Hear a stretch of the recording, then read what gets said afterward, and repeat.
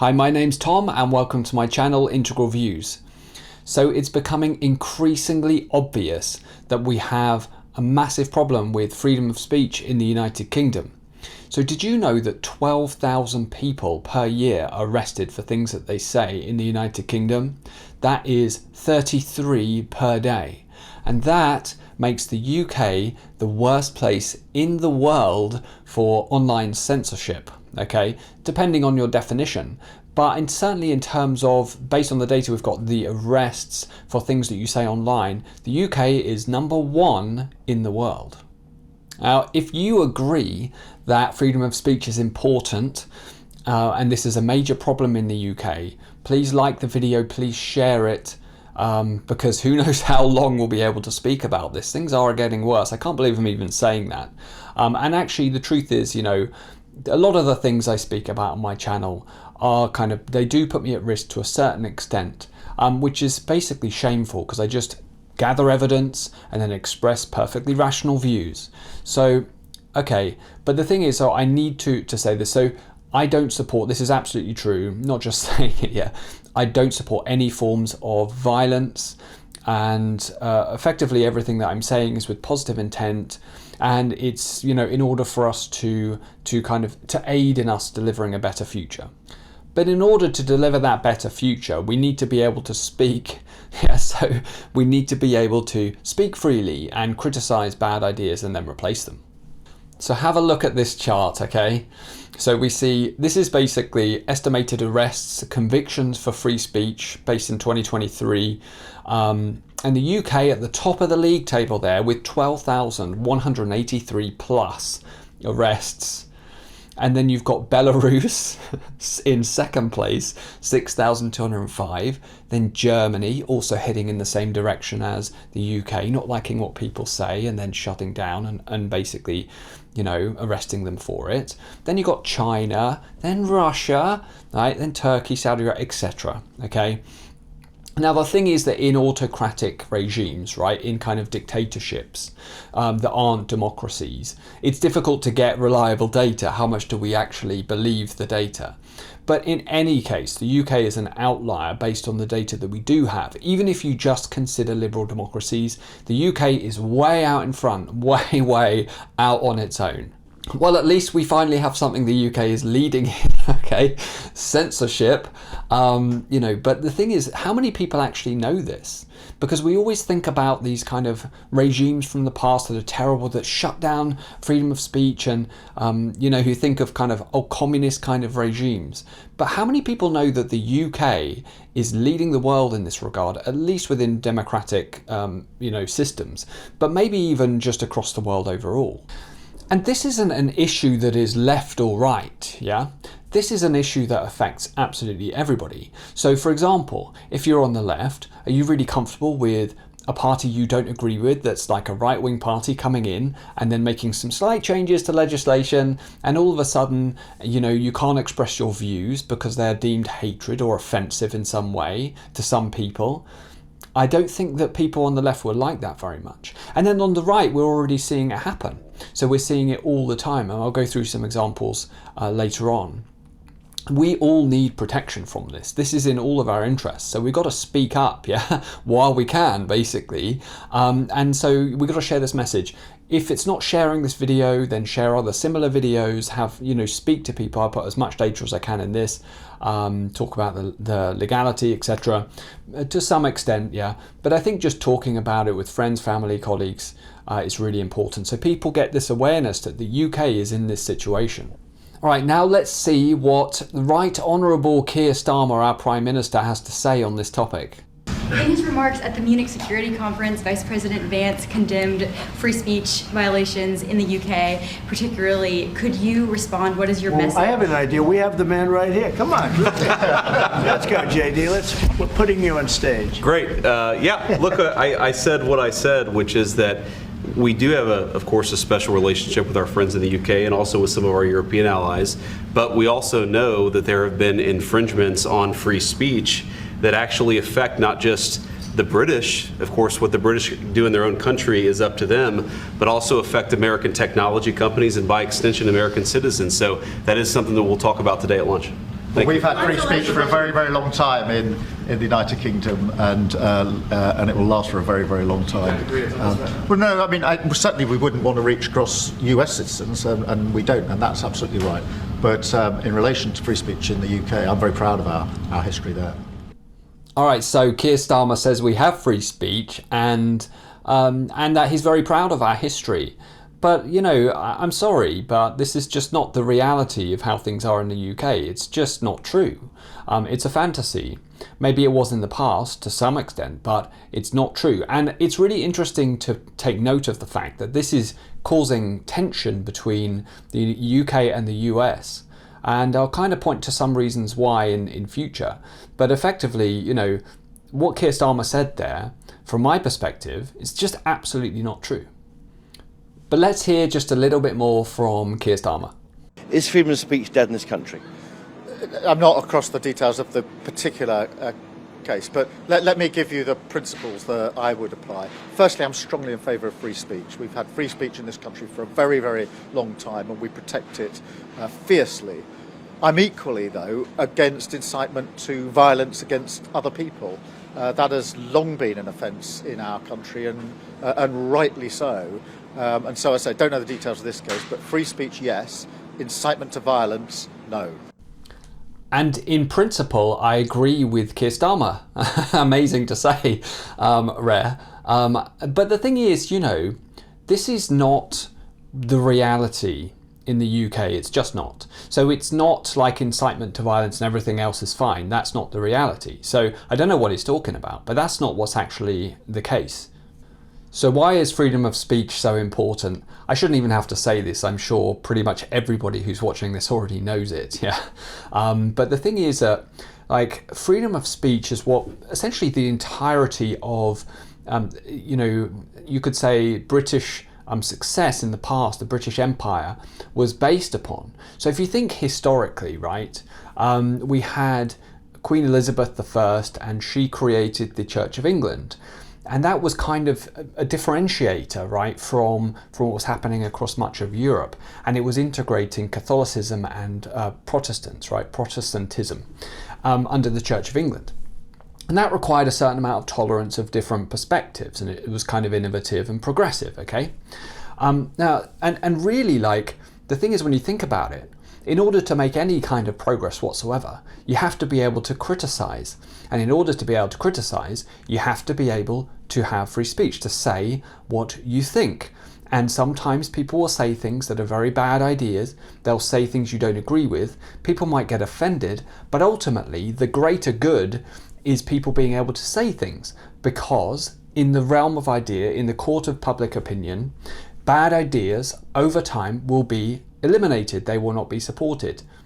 So this really gave Great Britain a competitive edge in the past, yeah? So if you think about Galileo, who came around just before Newton, yeah? So he actually died the year that Newton was born.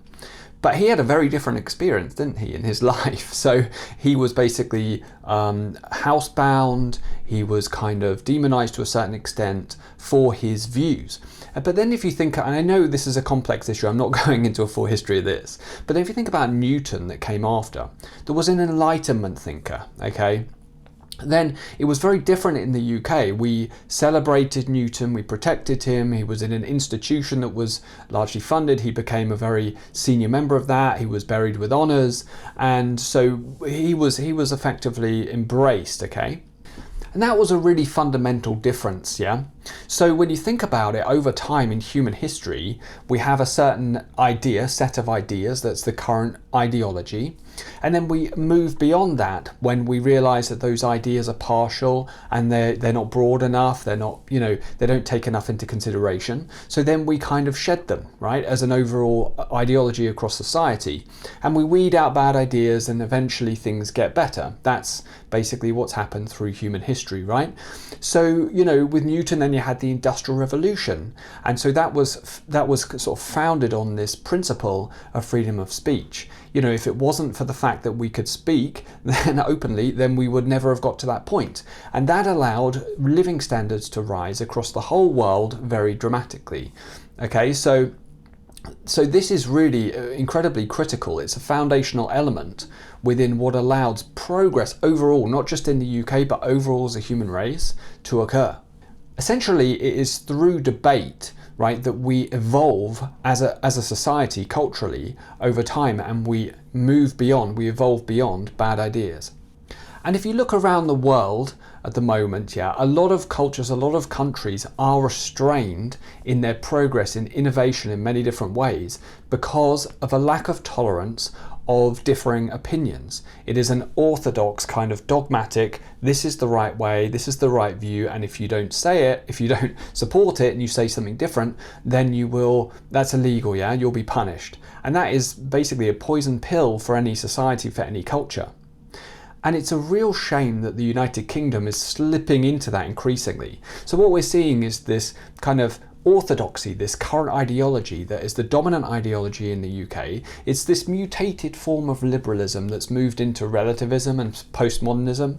And what that's doing is it's failing, clearly, in many different ways. And then, in order to kind of I would say shut down debate about it and to maintain itself in a position of power, it's controlling speech. In addition to this, the UK at the same time is importing a lot of people from cultures that don't have the same kind of open tolerance for free speech. An example of this is Islam, and we see this in this Islamophobia definition that the Labour Party has created and is trying its best to get through so that in Parliament it's not possible to criticise Islam effectively in many, many different ways, even when things are true. So, and they're coming up with whole new terms to justify this. They're calling it desecration, when actually really what it is criticism that you might be offended by, but should nevertheless be protected by law. Ultimately, all of this is done in the name of protecting people from harm. People get offended, people feel distress and anxiety when they hear other ideas. Sometimes people say mean things. Sometimes people say bad things, ideas that are ridiculous and negative, okay? But it is a greater harm to stop everybody from speaking, right? Because then you prevent the next wave of an ideology, a better ideology, from coming around and solving the problems of the existing failing ideology, which is exactly what's happening in the UK. So we really, really need to get a handle on this freedom of speech issue. Whatever happened to sticks and stones will break my bones, but words will never hurt me. Let's go through some recent high-profile cases, okay? Starting with Lucy Connolly. So Lucy Connolly, 42-year-old mother, she said something very stupid on Twitter, or X, but it included the phrase "for all I care." I'm not going to repeat what she said. You can go and Google it if you want to, okay? For obvious reasons, I'm not going to repeat it.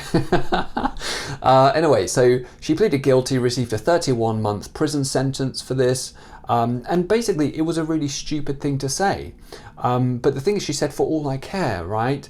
And so from my point of view, I think that should not be illegal, because in my view, as we'll get to later, I think that these calls for violence that should be illegal need to be very explicit, very specific.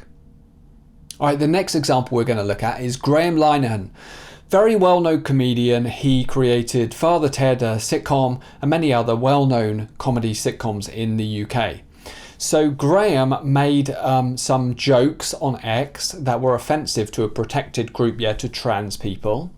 Jokes. Yeah, definitely jokes. I've seen them. I'm not going to share them for obvious reasons. I don't want to get arrested.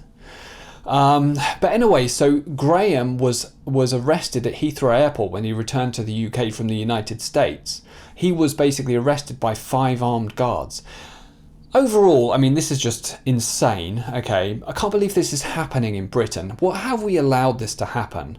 But in any case, think about this, okay?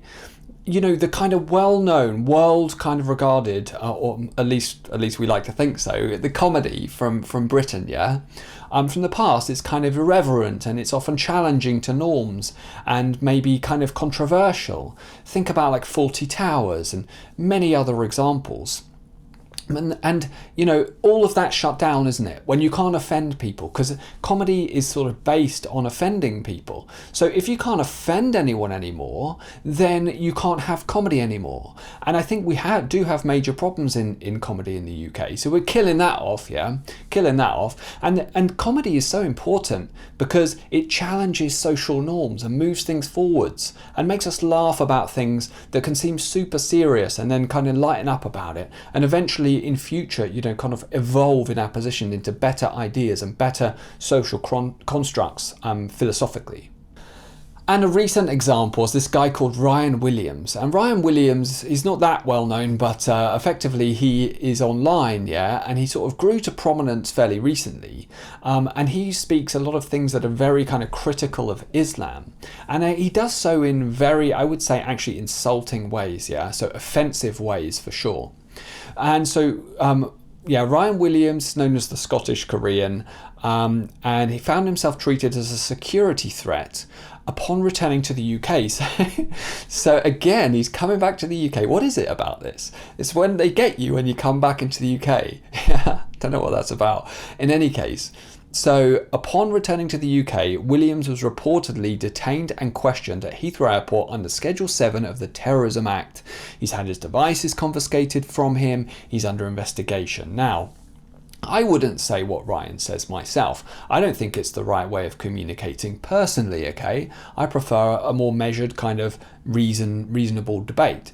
But ultimately, I think Ryan should be allowed to do it. Because so people are getting offended. But again, on the flip side, what I would say is, it's more of a harm for society to not be able to say things. The price for freedom of speech is the fact that you have to hear things that you don't want to hear. But it's a price worth paying, because if censorship exists, then when you want to say something and criticize something, then you can't do it, And think about that from everyone's perspective. Clearly, it's a price worth paying. And the government is taking that away, that right of ours, and is basically saying, no, we deem what's right, what's acceptable, right? And we know better than you, even though you're adults, we know better, and we will say what you're allowed to say or not.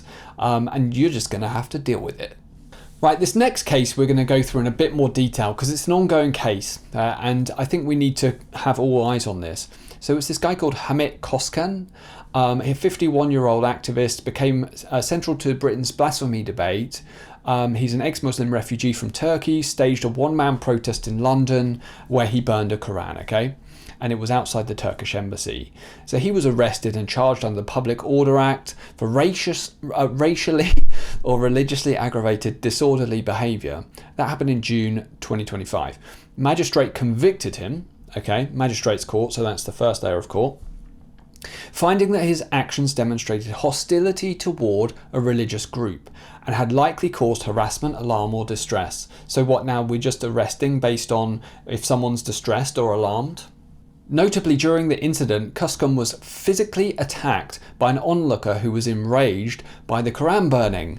The attacker received a suspended sentence, so he's okay, he's off. A suspended sentence, no big deal. Trial judge even cited the violent response as evidence that Koskan's act was harmful. So just think about that. So basically, he burns a Quran and then he's attacked. And the judge said, well, the fact that you were attacked means that what you did alarmed someone, and so therefore you're guilty because you were attacked. And this is a judge in the UK. But the story goes on, okay? So basically what happened was Koskan appealed. In October 2025, just last month, a Crown Court overturned his conviction, with the appeal judge firmly stating that the right to freedom of expression must include the right to express views that offend, shock or disturb. Of course, otherwise it's not freedom of speech, is it? The judge emphasised that there is no offence of blasphemy in our law. No, there's not. Thank you. God, there's one sensible person in our judiciary, apparently. However, in a remarkable turn of events, the Crown Prosecution Service, it's basically our Crown Prosecution Service in the government that Keir Starmer used to be ahead of, they were not happy with the fact that this ruling was overturned, with this judge saying that, you should have freedom of speech, that he should have been okay burning that Quran. It was his after all. He should have been able to burn it. We don't have blasphemy laws. But the government's not happy with that at all, yeah? So what they did was they're basically doing this appeal, okay? So they're doing this appeal on the Crown Court's decision that will now go to the High Court from a CPS appeal. I mean, I just can't believe this. It just so demonstrates that we're heading in the wrong direction, and it's fueled by a delusional government. Now, what I find so absolutely infuriatingly stupid about this whole thing is that when you don't allow bad ideas to manifest, to be spoken, and then challenged in the court of public opinion, yeah, then you don't allow them to get defeated. You don't allow them to get exposed as bad ideas. Then those bad ideas go underground into echo chambers, okay, that are underground, that are unchallenged. And eventually they'll come to light, eventually they'll come out, and they'll have negative effects on society. So when people are expressing ideas, even if they're bad ideas, it's good for that to be expressed, because then people can learn, they can talk, people can challenge, and that's what we need to do. We need to have open debate. So you literally create more harm in society by stopping things being said, even if they are sort of offensive ideas. You create more harm when you stop them from being expressed, because you prevent the ability for people to call them out for what they are. And then you allow them to continue and then have an impact on society. And just further to this, right? Who is the government to think that they know everything, that they have the perfect ideology that's just right, and so therefore we don't need people to be able to speak their minds because they know all of it. They know everything that needs to be known. Yeah, and so where have we seen this before? Well, how about the Dark Ages? Yeah, how about in many other parts of the world that are not doing so well, yeah, that are not very innovative, that don't have societies and cultures that are good for general citizens, especially women who are oppressed, okay? So the point is that by doing this, the government is creating harms that they're just unconscious of. It's stupid. You need to stop doing it. You're not being good. You're not being kind by doing this. You're not protecting people, right? In order to be able to think, in order to be able to progress as a society, we have to be able to communicate and have this open debate, okay?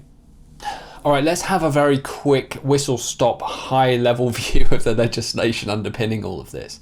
I'm not a barrister, I'm not a legal professional, so if you want a deep dive, go and watch some of the channels that are kind of more along those lines. And they really should be focusing. I know a lot of them are, but yeah. Anyway, so we've got the Communications Act 2003, Section 127, criminalises sending online messages that are grossly offensive or of an indecent, obscene or menacing. But the thing is, it's like, who decides what's grossly offensive? Who decides what's indecent, obscene or menacing? See, these are subjective terms, and you start to get into this, well, I'll decide and I know better than you. So I think that ultimately it's just making things unclear. Okay, moving on. Malicious Communications Act 1988, Section 1 makes it an offence to send someone a letter, electronic communication or article that's indecent or grossly offensive, again, yeah? Or which conveys a threat or false information if the intent is to cause distress or anxiety. So we can see this goes right the way back to 1988 at least.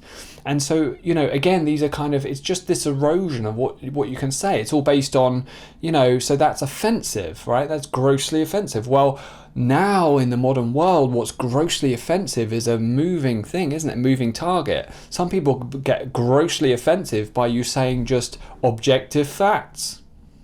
Public Order Act 1986, even earlier. The Act covers in-person speech and behaviour, outlaws using threatening or abusive words or displaying threatening signs with intent to cause harassment or alarm.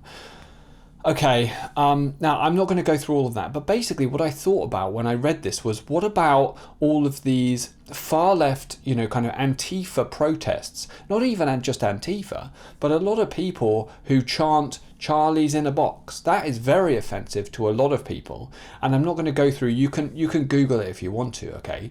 But that, to me, would breach that. That's very offensive, yeah? So who's deciding what gets charged based on whether something's offensive or not?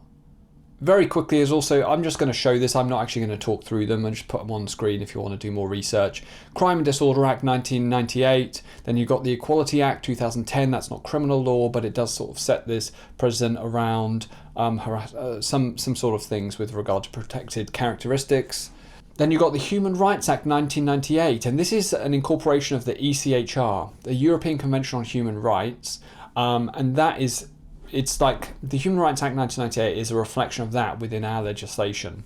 And that guarantees freedom of expression, okay, in theory. But actually, it's a qualified right. Article 10 allows restrictions as necessary in a democratic society. What does this do? So a government could just say anything's necessary. So basically, it's meaningless. And it's getting even worse. So frequently these things are coming in, and it's coming in more and more and more. Online Safety Act 2023 just recently that came into force. Notably, it criminalises knowingly disseminating false information likely to cause harm. Not too sure if that's the right thing to be doing. The Act greatly empowers regulators, Ofcom, to police online content, even threatening overseas tech companies with hefty fines up to 10% of global revenue if they don't remove content the UK law deems unlawful. And this ties back into that White House meeting with JD Vance, Trump and Keir Starmer. So basically what the UK government's doing is going after US tech firms, saying 10% of your annual revenue if you don't remove what we say is disinformation from your platform. And another thing is, so who is the barometer of false information? Because the government often puts out misleading information. In my whole series on illegal immigration, I've shown that the data the government puts out is quite misleading often, okay? And also we've got the BBC, this sort of state-funded media company, okay, that has recently been in the media for editing clips of President Trump in a misleading way, and is now probably going to end up in court being sued by President Trump. And then we've got non-crime hate incidents. And non-crime hate incidents is a whole big deep topic in itself, and I'm going to do a whole video on this because it's just complete madness, okay? But it just shows the creep, so I'm going to mention just a couple of things. So non-crime hate incidents, it's an incident or alleged incident involving an act by a person which someone else perceives as motivated wholly or partly by hostility or prejudice toward a protected characteristic. It can be your race, religion, sexual orientation, disability, yada yada. But which does not amount to a criminal offence. So who cares? So it's not a criminal offence, so who cares? Yeah? Okay, man. So this is just the government finding ever more ways, and the police finding ever more ways to track what you do, okay? They do this in the name of preventing future harm, but actually this has a cooling effect on people speaking and challenging ideas and progressing and evolving as a society philosophically. And that is a much greater harm than them having access to this data. Maybe they should have thought about this, that kind of stuff, when they put this in place. I mean, it's just stupid, I'm sorry.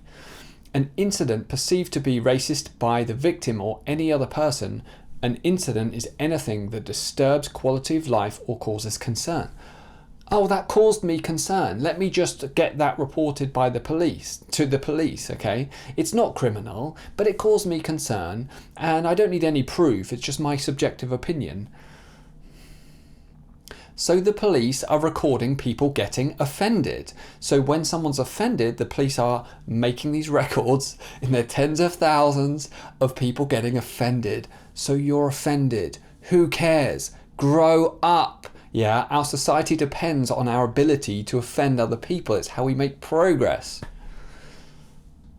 And just some numbers on these non-crime hate incidents. 2014 to 2019, 120,000 were recorded. 120,000. What a waste of time. Post 2019, roughly 10 to 13,000 per year. So we're talking over 150,000. We don't know the exact numbers. In England and Wales alone, 150,000 of these. What an absolutely ridiculous use of police time to record tens and tens of thousands of these people being offended. And often these are serious. It involves the police contacting people at work, having interviews, all of this kind of stuff. How about police focus on crimes? And as you can probably tell from my long rant, I feel quite strongly about this. I think this is the foundational core, yeah? So it's like, if we get this wrong, then we can't challenge bad ideas when they come, and we can't progress. This is fundamentally important. This is like, let's fix this as the absolute priority. And then when bad ideas come about, then we can talk about them and we can correct over time, self-correct, as we have done through history. Isn't it crazy that we basically went through this whole period in the Dark Ages and before, where, you know, you had to basically go along with, there was blasphemy laws, okay, so you had to go along with the prevailing ideology. We had a brief moment of freedom, and then we're sliding straight back into that, this dominant ideology that thinks it knows best, and so doesn't want anyone to challenge it. So what do I think? Yeah, what should we do? Well, we should have a US-style First Amendment in the United Kingdom. That's what I think. I think we should have it very, very, very simple. Very simple. Short piece of text. Not open to interpretation too much, okay? It's like explicit and specific calls to violence should be illegal. The end. That's it. Don't care if someone says something offensive, completely irrelevant, yeah, it's just part of being in a free society.